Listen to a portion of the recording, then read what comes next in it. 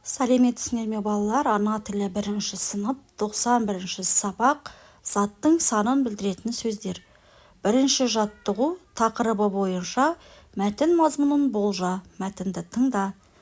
4.90. Түркі халықтарында жылды 4.90-ға бөледі. Олар қыс 90, жаз 90, шілде 90, күз 90. Мұны жылдың 4 мезгілі дейді. Әр 90-да 3 ай немесе 90 күн болады. 90 деген сөз осыдан шыққан. Мәтін 7 қазына жинағынан алынған. Ал енді осы мәтін бойынша тапсырмаларды орындап, сұрақтарға жауап берейік. Мәтін неліктен 4.90 деп аталған? Себебі мәтінде жылдың 4.90-ы жайлы айтылған. Сол себепті мәтін 4.90 деп аталған. Әр 90 жыл мезгілі бойынша қалай аталады? Әр 90 жыл мезгілі бойынша қыс 90, жаз 90, шілде 90 және де күз 90 деп аталады. Мәтіннен неше, қанша сұрақтарына жауап беретін сөздерді тап.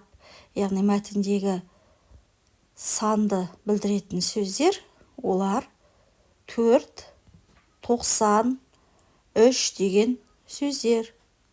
Бұлар қанша, неше деген сұраққа жауап беріп, заттың санын білдіреді. 2-ші жаттығу сұрақтарға жауап жаз. Балалар төменде атың кім, неше жастасың, нешінші сыныпта оқисың деген 3 сұрақ берілген. Осы сұрақтарға жауап беріп, нешінші деген сұрақтарға жауап беретін сөздердің астын сызу керек. 1-ші сұрақ: атың кім? Менің атым Әділ.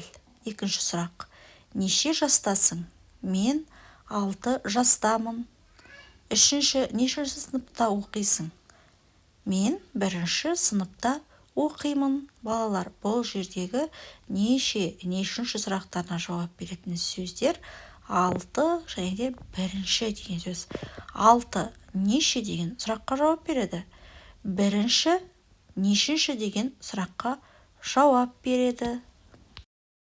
3-ші жаттығу ребустарды шешуіндегі сөздерді қатыстырып сөйлем құра деген. 1-ші ребуста кеменің және де ешкінің суреті берілген. Кеме сөзіндегі алдыңғы 3 әріпті алып таста деп тұр. Сол кезде е әрпі қалады. Ешкі сөзіндегі алдындағы 2 әріпті алып тастасақ, к деген сөз қалады. Сол кезде екі деген сөз шығады. 2-ші ребуста торсық, ғы әрпі және де қарбыздың суреті берілген. Енді торсық сөзіндегі соңғы 4 әріпті алып тастаған кезде то сөзі қалады. Оған ғы әрпін қосамыз және де қарбыз сөзіндегі алдындағы 4 әріпті алып тастайтын болсақ, тоғыз деген сөз шығады екен. Бұл 2, 9 деген сөздер неше деген сұраққа жауап береді, яғни заттың санын білдіретін сөздер. Енді осы сөздерге сөйлем құрасақ, мен 2 кітап оқыдым, яғни 2 сөзіне осылай сөйлем құрасақ болады. Келесі 9 сөзіне менде 9 асық бар деп сөйлем құрадық. Балалар, осымен біздің сабағымыз аяқталды. Сендерге бұл сабақ түсінікті болды деген ойдамын. Егер де видео ұнаған болса, осы каналға тіркеліп, видеоға лайк басуды ұмытпаңдар. Назарларыңа рахмет. Келесі сабақта кездескенше сау болыңдар.